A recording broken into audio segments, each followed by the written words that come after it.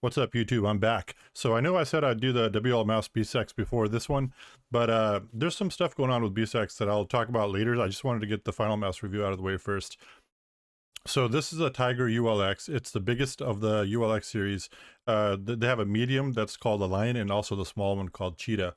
Now this mouse here, it costs $189. Technically it's batch 1, but I think this is batch 3 in total that they've made. So there's some revisions done to this mouse that was not present in, say, batch 1. The most obvious one is being this bottom right here. There was a tape here on the first batch where it was used to pick up dust and such. This doesn't anymore. They've also made some improvements to the sides as well, so where there's no flexing and such. But anyhow, this is made out of carbon fiber composite. It has Omron D2FC F7N 20M mechanical switches.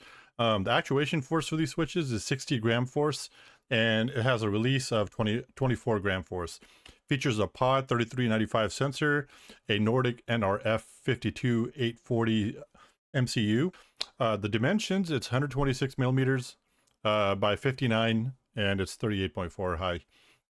It also features Kale Black Core Gray encoder with a dust-proof top. And the box, let's see. Here's the box that you get with it.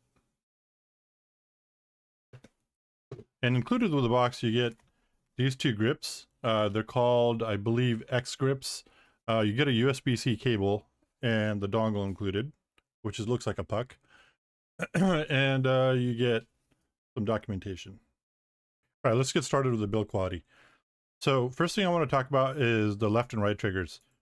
You can spam them really well. Like I said, the actuation force is only 60 gram force and release is 24, so they're very spammable. Now, as far as the mouse goes, the only issue that I really found is these two buttons right here. If you notice here, I can spread them apart a little bit. That's a little bit of button wobble from left to right. You really don't notice that in use unless you like press down really hard in the mouse as you're moving it and you kind of move it left and right. You'll get a little bit of wobble or travel with the buttons as you do that, but it's not going to hinder you during gameplay. Let me bring up the mouse itself here. You can hear it. Let's do a sound test real fast. There's very little pre-travel or post-travel. When you push down, yeah, there's hardly any post-travel at all. And almost no pre-travel. The side buttons feel very good. They have very little pre or post-travel. You can spam them easily. And best of all, if you have a big hand like I do and your thumb's sitting on the side, they're not going to hit. Unlike the BSEX, where if you have a large hand, kind of like mine, which is 23 by 13 centimeters, it's going to hit the sides. Fortunately, that does not happen with the Tiger. Now, with regards to the overall build quality of the shell, I know some people have talked about, Finalmouse quality not being the best. And I got to say, probably with batch 1, it wasn't. Some reviewers noted that there's flexing on the sides. I'm squeezing this right now, as you can see, and there's no flex at all on the sides. If you come over here, because the shell itself is made out of two parts. There's a front part here and there's a back part here, and they kind of join together. So if you look at the corner here, and if you press on it slightly, there's like a slight, it comes down ever so slightly, makes zero difference in your day-to-day use. Nothing on the sides, nothing on the bottom. Build quality, at least for my batch of Tiger, is almost perfect. I don't have any problems with this at all. Now I want to discuss the scroll wheel. This is definitely not my most favorite scroll wheel out of all the mice that I have, but it does the job. The steppings are good.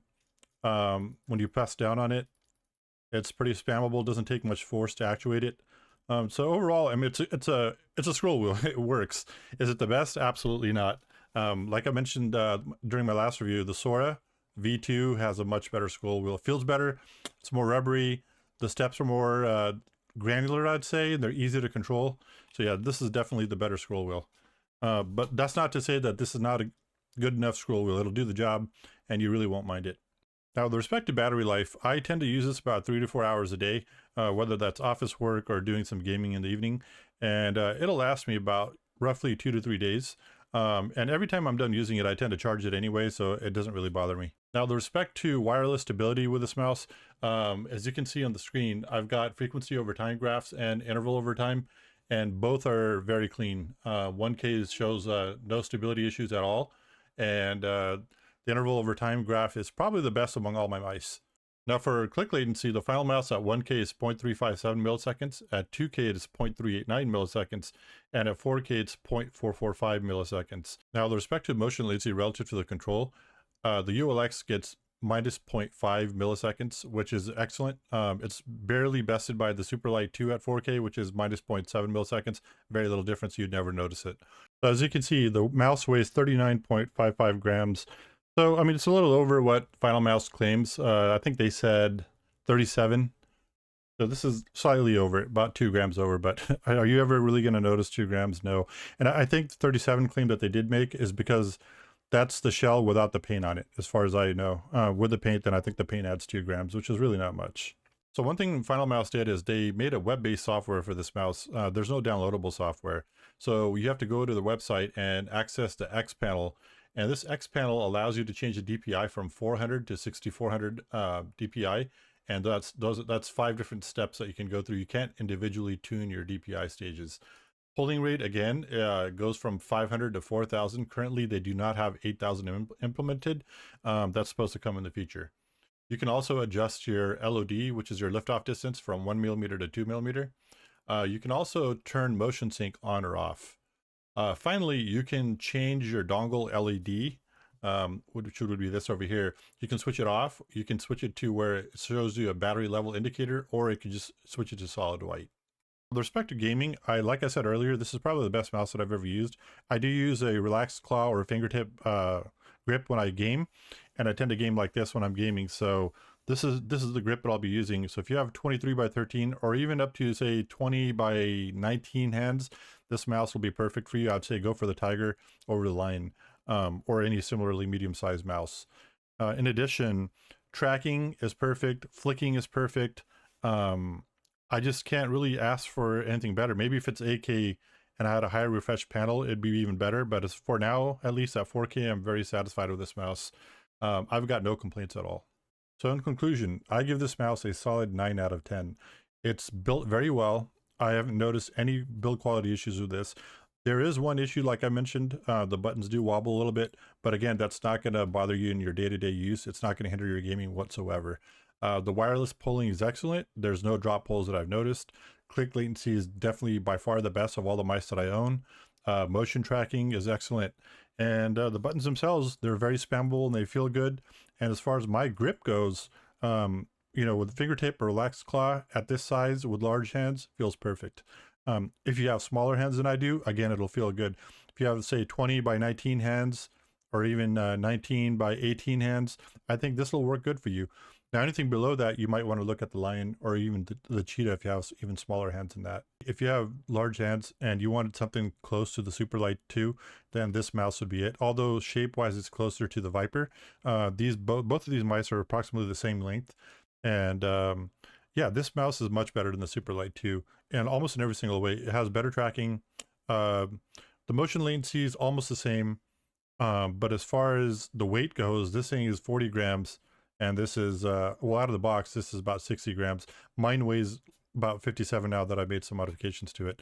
But regardless, this feels in my hand much better. I feel like it tracks better, and I play better with this mouse than I do the Superlight 2. Not to take away from the Superlight 2, this is an excellent mouse. And I still stand by what I said before. This is a fantastic mouse. You cannot go wrong with it, especially if you like the shape, which I still do to this day. I really enjoy the Superlight 2 shape. But that's not to say that I don't like the Tiger shape just as much, if not more. So for me personally, I think the Tiger is the better mouse. If you're in the market for either of these mice, and you can wait for Finalmouse to, you know, drop a batch, and I think it's coming up here pretty soon, I would 100% pick the Tiger over the Superlight 2. In fact, I'd pick the Tiger over any other mouse on the market right now that I've tested.